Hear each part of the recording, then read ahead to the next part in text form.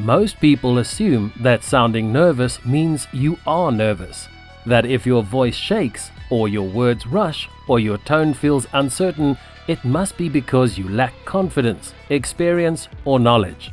But that assumption is wrong. In fact, one of the most common communication problems today is that people sound nervous even when they know exactly what they're talking about. They've done the work, they understand the subject, sometimes they're even experts, and yet the moment they speak, something doesn't land. So why does this happen? The answer has surprisingly little to do with confidence, and a lot to do with how the human voice behaves under pressure, attention, and expectation. Let's start by clearing something up. Nervous sounding is not the same thing as being nervous. Your voice is not just a reflection of how you feel. It's a physical signal shaped by breathing, timing, tension, and control. When any one of these elements is disrupted, the voice changes, whether you feel anxious or not. One of the biggest reasons people sound nervous is speed. When someone knows their subject well, their mind often moves faster than their mouth. Ideas stack up, connections fire rapidly, and the voice tries to keep up. The result isn't clarity, it's compression. The words come out faster than the listener can comfortably process. Pauses disappear, sentences blur together, and to the listener, that speed registers as uncertainty. Even though the speaker is confident internally, the signals they're sending feels unstable. Another major factor is breathing. Under any form of attention, a meeting, a presentation, a microphone, breathing tends to become shallow without us noticing. The body subtly shifts into readiness mode. That changes how the voice is supported. Instead of riding on steady airflow, the voice starts to perch on short breaths. This creates a slight strain, a thinner sound, or a wavering tone. All classic markers people interpret as nervousness. Again, the speaker may feel perfectly calm, but the physiology tells a different story. There's also the issue of anticipation. Many people speak as if they're already reacting to the next moment. They're thinking about what comes after the sentence while still delivering the sentence. This pulls the voice forward. You hear it as upward inflection, rushed endings, or sentences that don't quite land. The speaker sounds like they're asking permission to continue, even when they aren't. Listeners pick up on this instantly, not consciously, but instinctively.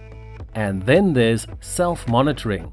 The moment someone becomes aware of their own voice, how they sound, how they're coming across, they often start adjusting mid-sentence.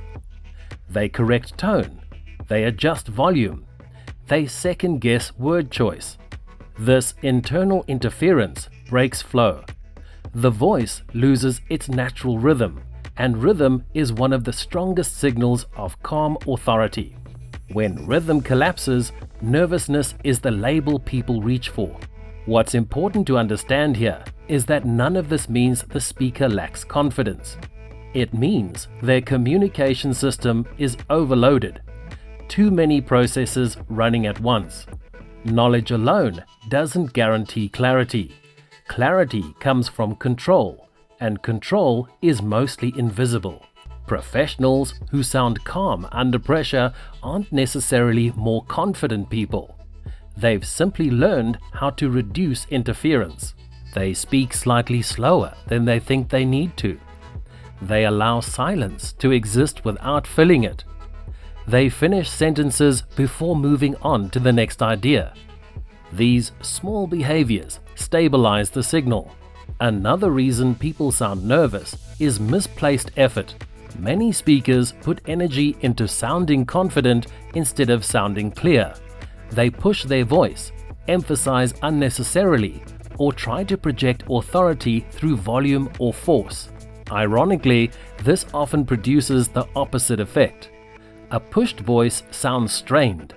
Forced emphasis sounds performative, and listeners sense the effort.